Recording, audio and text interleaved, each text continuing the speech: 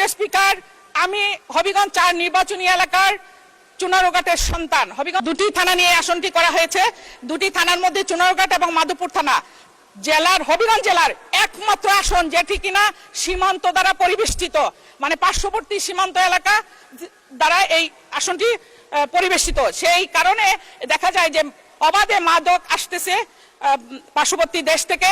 এই মাদকের বিরুদ্ধে আমি আমার প্রতিবাদ জানাই এবং মাননীয় স্বরাষ্ট্রমন্ত্রী দৃষ্টি আকর্ষণ করতে চাই যে পর্যাপ্ত অভিযান চালিয়ে এই মাদক যদি আমরা বন্ধ করতে না পারি তাহলে আমাদের যুব সমাজ ধ্বংস হবে, দেশ ধ্বংস হবে। মাননীয় স্পিকার, আমি আমার থানা চুনারুঘাটের রামগঙ্গা চা বাগানের বিষয়টি নিয়ে একটু কথা বলতে চাই। রামগঙ্গা চা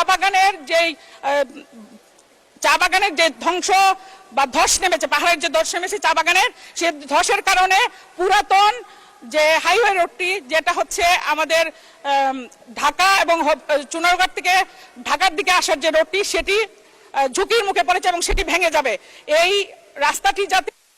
অসংখ্য ধন্যবাদ মাননীয় সদস্য।